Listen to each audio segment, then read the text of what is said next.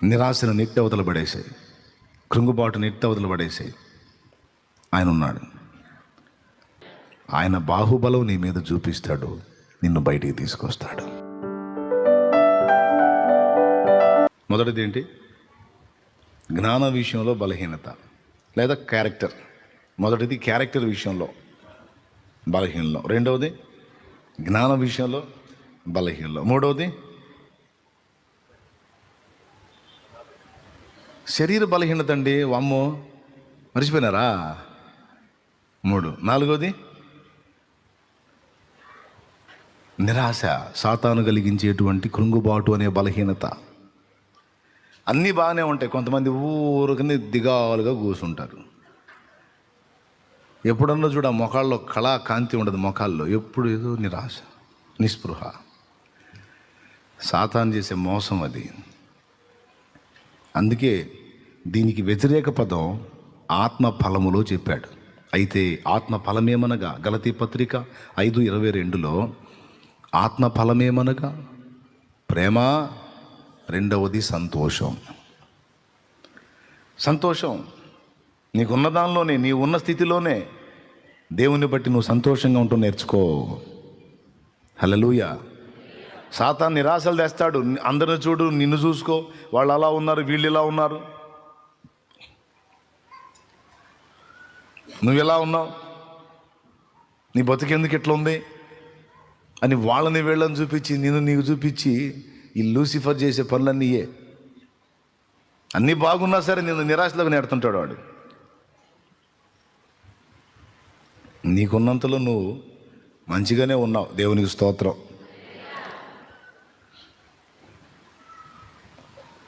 దీనికి వ్యతిరేకంగా పౌలు మాట్లాడుతూ జైల్లో తానుండి, నేను జైల్లో ఉండి కూడా హ్యాపీగా ఉన్నాను, మీరు విడుదల పొంది ఉన్నారు, బయట ఉన్నారు, స్వేచ్ఛగా ఉన్నారు, మీరు ఆనందించకపోవడానికి కారణం ఏముంది?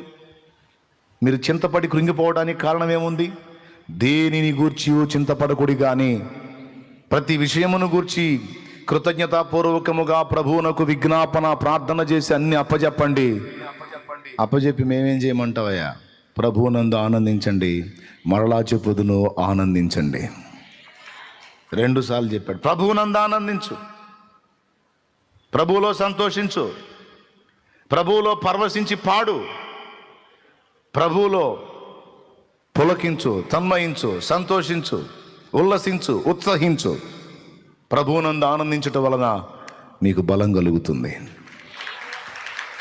హల్లెలూయా. చెప్పగడిగా అది. నిరాశను నెట్టి అవతల పడేసాయి, కృంగుబాటు నెట్టి అవతల పడేసాయి. ఆయన ఉన్నాడు. కొంతమందికి, ఇప్పుడు నేనేమో భక్తి విషయంలో నాకు నిరాశ, కొంతమందికి వేరే వేరే విషయాల్లో నిరాశ. మీకు కూడా ఒకవేళ కృంగుబాటు ఏదన్నా, వేదన ఏదన్నా కలిగితే, ఈ విషయంలో కలిగితే అర్థం ఉంది, కానీ మిగిలిన విషయాలు, ఈ విషయంలో కూడా కలగటానికి ఏం లేదు. ఎందుకంటే 4 సంగతులు చెప్పాను. క్యారెక్టర్ విషయంలో బలహీనుడివి, బలహీనురాలివి, ఓకే. పుడతా ఎవరు పరిపూర్ణులు కాదు. పుట్టినవాడు పెరిగి పెద్దయి కొంచెం కొంచెం కొంచెం కొంచెం ఎదిగి ఒక అంతస్తుకు వచ్చినప్పుడు కంప్లీట్గా ఆ వ్యక్తి పరిపూర్ణత్వం అనేది అతనిలో వెల్లడవుతుంది. పుట్టిన బిడ్డ వెంటనే పరిగెత్తగలడా? కనీసం పొరలాడగలడా? కొన్ని నెలల తర్వాత పక్కకి పొరలగలుగుతాడు, కొన్ని నెలల తర్వాత దోగాడుతాడు, మరికొన్ని నెలల తర్వాత కూర్చోగలుగుతాడు, మరికొన్ని నెలల తర్వాత ఏదన్నా ఆధారం పట్టుకొని నిలవగలుగుతాడు, మరికొన్ని నెలల తర్వాత చిన్నగా ఏదో ఒక ఆధారం చేసుకొని ఒక అడుగు ముందుకు వేయగలుగుతాడు, మరికొన్ని నెలల తర్వాత నిలబడి నడవగలుగుతాడు. అంత మాత్రాన అంత అయిపోలా. నిలబడి నడిచినంత మాత్రాన అంత అయిపోలా, మళ్ళా పెరగాలి. శరీరం పెంపుదల రావాలి, జ్ఞానం పెరగాలి. ఒక పసిబిడ్డ పరిపూర్ణమైన వ్యక్తి కావడానికి కనీసం 21 సంవత్సరం కాలం పడుతుంది. ప్రభువునందు కొత్తగా జన్మించిన మనం యేసుకు సమానమైన సంపూర్ణతలోకి రావడానికి ఖచ్చితంగా కొంత టైం పడుతుంది. మనవంతు మనం కూడా పోరాడుతుంటాం, కృషి చేస్తుంటాం. ప్రభువు వల్లనే అన్ని విషయములలో ఉండటానికి మన వంతు మనం శ్రద్ధ నిలుపుతాం, తిప్పలు పడతాం. అలానే ఉండటానికి మన వంతు మనం కృషి చేస్తాం. పసిబిడ్డ కూడా నిలవటానికి తన వంతు తను ట్రై చేస్తూ ఉంటారు. ఇప్పుడు మీరందరూ అలా ప్రయత్నించిన వాళ్ళే. నిలబడటానికి ప్రయత్నం చేసి ఎన్నిసార్లు బోర్ల పడలా, పడకుండా పుట్టింది మొదలుకొని అలాగా లేచి నిలిచిన వాడిని ఒకరిని చూపిస్తారా? చూపిస్తే నేను స్పెషల్గా ఒక ప్రత్యేకమైన దండ తీసుకొచ్చేస్తా. పుట్టిన మనము ఈ వయసుకు వచ్చేసరికి కనీసం నడక నేర్చుకునేసరికి ఎన్నోసార్లు పడుంటాం. మనం ఒక అడుగు వేస్తాం, ఆధారాన్ని వదిలేస్తాం, పడిపోతాం. మరీ పిల్లలైతే పడి అమాయకంగా తల్లికెళ్ళి చూసి ఏడుస్తూ ఉంటారు. ఎందుకు తెలుసా? కొంతమంది పిల్లలకి పడ్డ దగ్గరే పడుంటాం తెలుసు, కానీ పైకి లేవటం తెలియదు. అయితే వారికి ఇంకొకటి తెలుసు, పడ్డ కాడే ఉండి తిరిగి లేవటానికి అమ్మా నాకు బలం లేదు, నన్ను లేపవే అన్నట్టు దీనంగా చూస్తూ ఉంటారు అమ్మకెళ్ళి. అప్పుడు అమ్మ ఏం చేసేది తెలుసా? పరిగెత్తుకుంటా బలహీనుడై ఉన్న కుమారుణ్ణి కుమార్తెను లేపటానికి తన హస్తబలమును ఉపయోగించి పైకి లేపుతుంది. హల్లెలూయా. అందుకే పాడుకున్నా, బలహీనతలో బలమే నీవు, బాహుబలము చూపించేవు, ప్రియుడా నన్ను ఘనముగా చూడా. అమ్మనే గుర్తు చేసుకోండి. మీరు నడుస్తా నడుస్తా ధన్వని పడ్డామనుకో, దగ్గరికి వచ్చి పెట కొట్టిద్దా? ఎన్నిసార్లు పడతాడా దరిద్రుడా? ఎన్నిసార్లు పడతావు? పనికి మనోడు లే లే అని కొట్టిద్దా? పడి కూలబడి ఏడుస్తూ ఉంటే జాలి పడుద్ది. జాలిపడి లేనన్నా అని పక్కన వాళ్ళు అడిగిద్ది, ఎందుకు ఇంత వీక్గా ఉన్నాడు వీడు? కాస్త వాడికి పుష్టి తక్కువగా ఉందమ్మాయి, కాస్త నువ్వు మంచి ఆహారం పెట్టు వాడికి అని ఏదో సలహా చెప్తారు. ఆ రోజు పని కట్టుకొని ఇక వాడికి నిలకడకు కావాల్సిన శక్తి సమకూడున్నట్లు వాడికి స్పెషల్ ఫుడ్ ఐటెం రెడీ చేసి ఇక పెడతా ఉంటుంది. ఆ తల్లి తపన ఏంటంటే మంచి ఆహారం పెట్టాలి, వీడు ఊరికినే పడిపోతున్నాడు, వీడిని బాగా నిలబెట్టాలి అని, వాడికి నడక నేర్పాలని తల్లిగా తన పోరాటం ఎట్లా చేస్తుందో తెలుసా? అదొక పనిగా పెట్టుకుంటుంది వాడికి నడక నేర్పటం. భర్త బాధ్యతలు నెరవేర్చి అతను వెళ్ళిపోయిన తర్వాత ఇంటి పనులన్నీ చూసుకొని ఇక వాడితో ఆడటం మొదలుపెట్టింది. ఆడటం అంటే ఏంటంటే వాడికి నడక నేర్పటం. ఆ బండి, నా చిన్నప్పుడు 3 గంటల బండి ఒకటి ఉండేది, చెక్క బండి. పిల్లలు కాస్త నడక నేర్చుకునే వయసుకు రాగానే పిల్లల చేతికి తగిలిస్తారు. ఇక వాడు అదే నెట్టుకుంటూ తిరుగుతుంటాడు. వాడి ఫీలింగ్ ఏంది, నేను బండిని నెడతాను, ఆట ఆడుతున్నాను అన్న ధ్యాసలో వాడు నడక నేర్చుకుంటాడు.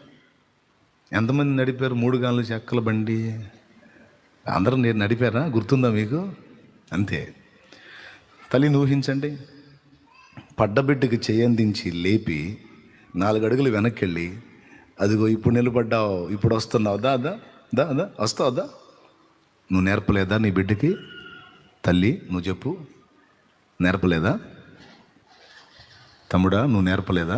అన్నా నువ్వు నేర్పలేదా నీ బిడ్డకి? దా ఇప్పుడు నడుస్తున్నావు దా. అది వచ్చేసావు. అబ్బా ఎన్ని కుస్తీలో.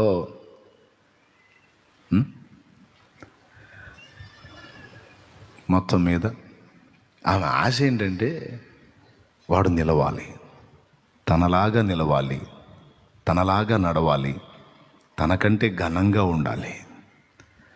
యేసయ్య ఆశ కూడా ఇదే.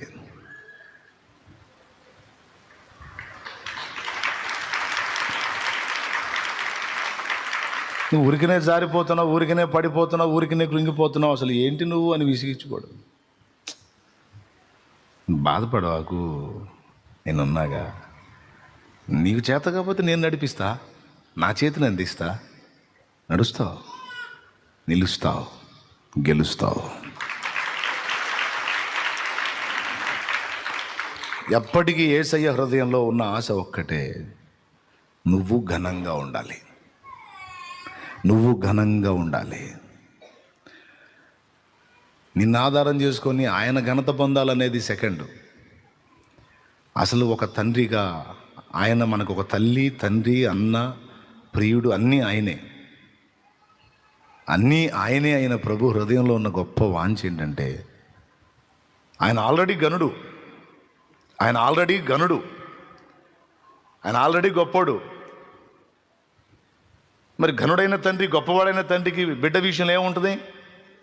వీడు కూడా ఘనతకెక్కాలి, ఈమె కూడా ఘనత పొందాలి. బలహీనతలో బలమే నీవు, బాహుబలము చూపించేవు, ప్రియుడా నన్ను ఘనముగా చూడా పరితపించేవుగా,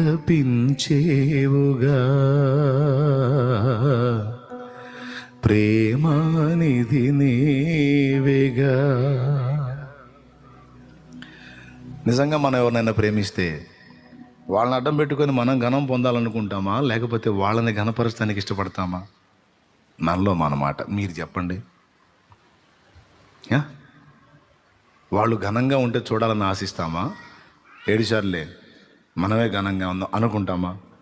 మనం ఎవరినైనా హృదయపూర్వకంగా ప్రేమిస్తే వాళ్ళు బాగుండాలి, వాళ్ళు ఘనంగా ఉండాలి, వారు గౌరవనీయంగా ఉండాలి, వారు ఉన్నతంగా ఉండాలని కోరుకుంటామా లేదా?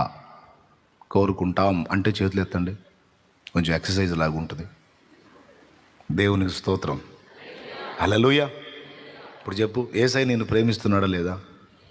ఎంత ప్రేమిస్తున్నాడు? ఎంత ప్రేమిస్తున్నాడా? ఇంత ఇంత ఇంత చెప్పలేవు. ఆ ప్రేమకు కొలతలు లేవు. హల్లెలూయా, హల్లెలూయా. ఇప్పుడు నువ్వు ప్రేమించే వ్యక్తి ఘనంగా ఉండాలని నువ్వు కోరుకోవటం న్యాయమే, కోరుకుంటావు తప్పనిసరిగా. మరి నిన్ను ప్రేమించే యేసయ్య కోరుకోడా? నిశ్చయంగా కోరుకుంటాడు. మనం ఆయన్ని ప్రేమిస్తున్నాం, అందుకే ఆయన్ని ఘనపరుచుకోవటంలో తృప్తి వెతుకుతాం. మనం ఆయన్ని ఘనపరుచుకోవటంలో ఆనందాన్ని వెతుక్కుంటాం మనం, ఎందుకంటే ఆయన్ని ప్రేమిస్తున్నాం. మనల్ని వచ్చి ఎవరైనా పొగిడితే అసలు మీరు నిజంగా అంత గొప్పోళ్ళండి, అంతండి ఎంతండి, నాదే ఉందిరా బాబు, అంత ఆయనది. ఈ ఘనత అంతా తీసుకెళ్ళి ఆయనకి ఆపాదిస్తూ ఉంటాం. ఆయన్ని ఘనపరుచుకోవటానికి ఇష్టపడతాం. ఎవరైనా ఆయన్ని ఘనపరుస్తూ ఉంటే తృప్తిగా ఉంటుంది మనకి. ఎవరైనా ఆయన్ని స్తోత్రిస్తూ ఉంటే, ఆరాధిస్తూ ఉంటే, ఎక్కడైనా మరీ కొన్ని చోట్లయితే వేరే భాష వాళ్ళు కూడా యేసయ్యని గురించి పాడుతూ మాట్లాడుతూ ఉంటే భాష మనకు అర్థం కాకపోయినా ఆ స్తోత్రం, ఆ స్తుతి అనే పదాలు అర్థమైనా, హల్లెలూయా అనే పదం అర్థమైనా, ఇది యేసయ్యదే, వీళ్ళంతా ప్రభువునే మహిమపరుస్తున్నారని ఎంత ఆనందంగా ఉంటుంది మనకి, ఎంత సంతోషంగా ఉంటుంది. ఎందుకు? ఆయన్ని మనం ప్రేమిస్తున్నాం, ఆయన ఘనత పొందుతుంటే అది మనకు తృప్తి. సేమ్ ఫీలింగ్ యేసయ్య కూడా. నేను వీరిని ప్రేమిస్తున్నాను, వీరు నా వల్ల ఎప్పుడు ఘనత పొందుతారో, ఎప్పుడు వీరు ఘనంగా తయారవుతారో అని ఆయన ఆశ. తల్లి కోరిక కూడా అదే. ఒకవేళ తల్లి ఘనురాలై ఉంటే నాకంటే ఘనతకెక్కాలి నా కొడుకు, నా కూతురు అనుకుంటుంది అమ్మ. నాన్న ఘనుడై ఉంటే నాకంటే ఘనంగా నా పిల్లలు తయారు కావాలి అనుకుంటాడు. ఇంకా చెప్పాలంటే తండ్రిగా ఉన్న అతన్ని ఘనపరిచే దానికన్నా ఆయన పిల్లల గురించి అవతలి వాళ్ళు ఘనంగా మాట్లాడుతుంటే ఇతడు లోకాన్నే జయించినంత ఆనందంగా ఫీల్ అవుతుంటాడు. నువ్వు చెప్పు బ్రదర్, జనం నిన్ను ఘనంగా మాట్లాడితే బాగుంటుందా, నీ సంతానాన్ని ఘనపరిచి మాట్లాడితే నీకు ఎక్కువ తృప్తిగా ఉంటుందా? చెప్పు, నిజం చెప్పు. ఎవరిని ఘనంగా మాట్లాడితే తృప్తిగా ఉంటుంది? అసలు మనల్ని గొప్పగా మాట్లాడితే మనకేం ఉండదులే, కానీ కొంచెం ఏదో ఉంటుంది. కానీ మన పిల్లల్ని ఘనంగా మాట్లాడితే నా జీవితం ఇక సాఫల్యమైంది కదా, నాకు పుట్టిన వారు ఘనత పొందారు కదా, ధన్యులయ్యారు కదా, ఇక ఇంతే చాలన్నట్టు అంత తృప్తి కలిగింది. ప్రైజ్ ది లార్డ్, హల్లెలూయా. యేసయ్య కూడా అంతే. ముందే చెప్పా కదా, తల్లి తండ్రి అన్నీను ఆయన. కాబట్టి నిరంతరం మనం ఆయనను అపేక్షించినట్టే ఆయన కూడా తనను ఘనపరచు వారిని ప్రేమించి, అసలు ఇంకా చెప్పాలంటే ముందే మనకంటే ఎక్కువ ఆయనే ముందు మనల్ని ప్రేమించాడు. ఇది నిజం. కాబట్టి ముందే ఆయనే మన ఘనతను వెతుకుతూ ఉంటాడు. అందుకే ఈ పదం పాడుకున్నా, తప్ప రైటా? ఎందుకయ్యా నా గురించి నీకు ఇంత రంది, ఇంత ఆసక్తి ఏమయ్యా? ఎందుకు పనికొస్తాను నేను? ఒరే, నిన్ను కన్నానురా నేను. కన్నవాడిని వదిలిపెట్టి నువ్వు దారి మళ్ళీపోతే రక్తం ఇచ్చి మళ్ళా నిన్ను కొన్నానురా. ఈ ప్రపంచంలో, ఈ విశ్వం అంతటిలో అందరికంటే, అన్నిటికంటే శ్రేష్టమైంది నువ్వే. నాకు నువ్వే నువ్వే నువ్వే నువ్వే నువ్వే నా పోలికవు, నా స్వరూపానివి, నా ప్రతిరూపానివి నువ్వే.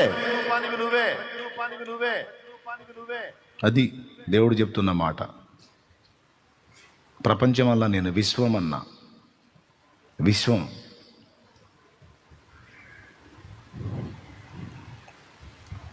ఓకే. కాబట్టి జారి పడిన వేళ, పడ్డ చోటని నిన్ను వదిలిపెట్టడు, తన బాహుబలము చేత నిన్ను తిరిగి లేపాడు.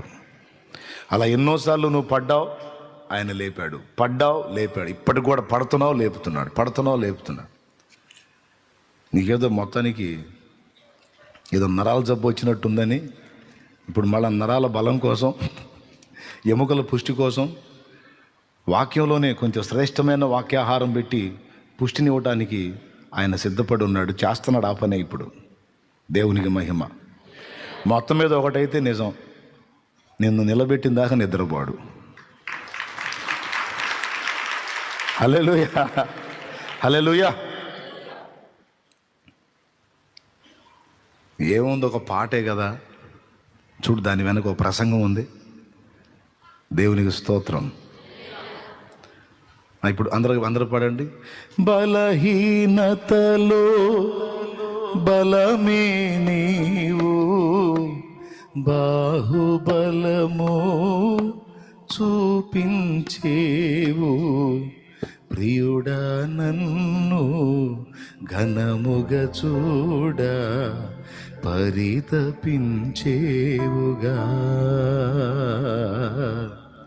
ప్రేమానిధి నేవేగా. నన్ను ఘనపరచు వారిని నేను ఘనపరచెదను. మనందరం ఘనంగా ఉండాలి. అది కోరిక ఆయనకి. ఏ బలహీనత, జ్ఞానం విషయంలో నువ్వు బలహీనుడువా, బలహీనురాలువా? నీకు కావలసిన విషయాలన్నిటా కావలసిన జ్ఞానం ఇవ్వటానికి ఆయన బలవంతుడు. కుటుంబాన్ని నడపడానికైనా, సమాజాన్ని నడపడానికైనా, సంఘాన్ని నడపడానికైనా, అసాధ్యమైనవి సాధించడానికైనా, దేనైనా గెలవడానికైనా కావలసిన జ్ఞాన బలం ఒకవేళ నీ దగ్గర లేకపోతే, నువ్వు ఆయన ఆశ్రయించగలిగితే, ఆయన తన జ్ఞానము నీకు ఇచ్చి నిన్ను నడిపించగలుగుతాడు. ఈ మాట నేను చెప్పానా? యాకోబు రాసిన పత్రిక 1వ అధ్యాయము 5-6 వచనాలు చూడు. ఇలా ఉంది. నీ జ్ఞాన బలం కొదువుగా ఉంటే ఆ జ్ఞానం దేవుడే ఇస్తాడు ఆయన అడిగితే. మీలో ఎవరికైనా జ్ఞానము కొదువుగా ఉన్న ఎడల అదుగో అతడు దేవుని అడుగువలెను, అడుగో, అప్పుడు అది అతనికి అనుగ్రహింపబడు. కుటుంబాన్ని ఎలా రొటేట్ చేయాలో నాకు అర్థం కావటల్లా, ఈ జీవితాన్ని ఎలా నడిపించాలో నాకు అర్థం కావటల్లా, ఈ సంఘాన్ని ఎలాగ ముందుకు తీసుకెళ్లాలో నాకు అర్థం కావటల్లా, ఈ లోకస్తుని ఎలా నీ వైపు తిప్పాలో నాకు అర్థం కావటల్లా, ఈ సమాజాన్ని ఎలా నీ వైపు తిప్పాలో నాకు అర్థం కావటల్లా. నా జ్ఞానము లేదు, జ్ఞానమి అయ్యా. నీ చిత్తము నెరవేర్చడానికి, నీ సంతోషాన్ని వెతకడానికి నాకు జ్ఞానం సరిపోవటల్లా. నా జ్ఞానమి అయ్యా. ఎందుకు జ్ఞానం? నీ చిత్తం నెరవేర్చడానికి, నీ సంతోషాన్ని వెతకడానికి, నీకు ఇష్టముగా బ్రతకడానికి.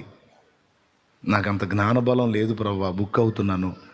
దయచేసి నా జ్ఞానం ఇవ్వవా, బయటపడటానికి జ్ఞానం ఇవ్వవా, తప్పించుకోవటానికి జ్ఞానం ఇవ్వవా, తెలివినివ్వవా. నువ్వు ఏ విషయంలో అడుగుతావు? ఆత్మ సంబంధమైన విషయాలైనా, భౌతిక సంబంధమైన విషయాల్లో అయినా సరే ఆయనే జ్ఞానం ఇస్తాడు. నీకు తెలుసా, ప్రపంచ దేశాల్లో పెద్ద దేశంగా గుర్తింపబడదు కానీ ఒక చిన్న దేశంగా గుర్తింపబడింది ఇజ్రాయిల్. మీరు గమనించండి, కావాలంటే నెట్లో సెర్చ్ చేసుకొని చూసుకోండి. ప్రపంచ దేశాల అన్నిటిలో చాలామంది జ్ఞానులు ఉండొచ్చు, కానీ ఇజ్రాయెల్ గురించి సెర్చ్ చేయండి. అన్యులు సైతం వాళ్ళ గురించి ఎంత ఘనంగా మాట్లాడతారో చూడండి. మనమంటే బైబిల్ ఎరిగిన వాళ్ళం కాబట్టి వాళ్ళ గురించి గొప్పగా చెప్పుకుంటున్నాం. కానీ బైబిల్ని ఎరగనటువంటి అన్యజనులు వాళ్ళ ఐడియాలజీ గురించి ఎంత పొగిడి మాట్లాడతారో చూడండి, మీరు సెర్చ్ చేయండి. మైండ్ బ్లోయింగ్ అన్నమాట. ఎంత జ్ఞానమో! అంత జ్ఞానం ఎలా వచ్చింది వాళ్ళకి అంటే అది దేవుని చేతనే అనుగ్రహించబడింది. ఈరోజు మనం వాడుతున్నటువంటి వస్తు సామాగ్రి మొత్తం చాలా వరకు యేసు ప్రభువుని నమ్మిన బిడ్డలు కనిపెట్టినాయే.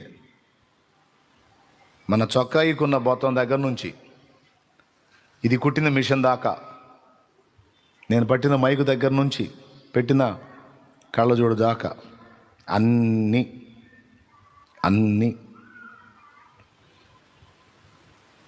వందలో కనీసం 98% యేసు ప్రభువుని నమ్ముకున్న బిడ్డలు కనిపెట్టినాయే. ఫ్యాన్ దగ్గర నుంచి, లైట్ దగ్గర నుంచి ప్రతిదీ చూసుకో కావాలంటే వాళ్ళే. అంటే అందరి వంటి ఆలోచన కాకుండా భిన్నంగా ఆలోచించి, డిఫరెంట్గా ఆలోచించి, కొత్త ఆవిష్కరణలను చేసి ప్రజలకు సౌకర్యం అన్ని అందుబాటులోకి వచ్చేటట్టు చేయడానికి వారికి దేవుడు జ్ఞానం ఇచ్చాడు. అదనపు శక్తి అన్నమాట, అదనపు తెలివి, అదనపు జ్ఞానం. హల్లెలూయా! అది భౌతికమైందా, ఆత్మీయమైందా? ఆత్మీయమైంది కాదు. సైంటిస్టులు కనిపెట్టినవి అన్నీ శరీర సంబంధమైనవి. ఏ సంబంధమైనవి? శరీర సంబంధమైనవి. ఫ్యాన్ ఆత్మ సంబంధమైందా? మరి ఎవరు ఆత్మ సంబంధమైన అంది? చెప్పేటప్పుడు జాగ్రత్తగా వినాలి. భౌతిక అంటే భూ సంబంధమైన, శరీర సంబంధమైన ఈ వస్తువులన్నీ శరీరానికి ఉపయోగపడేవి కదా. కాబట్టి ఆ విషయాల్లో కూడా వాళ్ళకంత ఐడియాలజీ ఎవరి ద్వారా వచ్చింది? దేవుడే అనుగ్రహించాడు. ఎలా? బైబిల్ని ఎరుగున్నారు వాళ్ళు, బైబిల్ చదివి ఉన్నారు. శాస్త్రవేత్తల్లో కనీసం 90% శాస్త్రవేత్తలు బైబిల్ ఎరిగిన వాళ్ళే, 90% మంది. ఇంకా పెచ్చే ఉంటారు. కావాలంటే పరిశీలించుకోండి. అంటే మిగిలిన వాళ్ళకి లేని అదనపు జ్ఞానం దేవుని ద్వారా వీళ్ళకి అనుగ్రహించబడింది. ఎందుకు ఇవ్వడు నీకు? శరీర సంబంధమైన విషయాలు కూడా కావలసిన జ్ఞానాన్ని దేవుడు ఇవ్వగలడు. ఆత్మీయ విషయాలకు సంబంధించిన జ్ఞానాన్ని కూడా దేవుడు ఇవ్వగలడు. స్తోత్రం చెప్పు చెల్లి, చెప్పు గట్టి చెప్పు. ఇవ్వగలడా లేదా? ఏం చేయాలి మనం? అడగాలి. వీరి మధ్య ఎలా నడుచుకోవాలో అర్థం కావట్లేదు ప్రభా. తిట్లు తింటున్నానయ్యా, తెలివిని అయ్యా. ఈ మనుషుల దగ్గర ఎలా ప్రవర్తించాలో అర్థం కావట్లేదు ప్రభా. ఎంత జాగ్రత్తగా బతికినా ఏదో ఒక వంక పెడుతున్నారు నాయన, తెలివిని అయ్యా.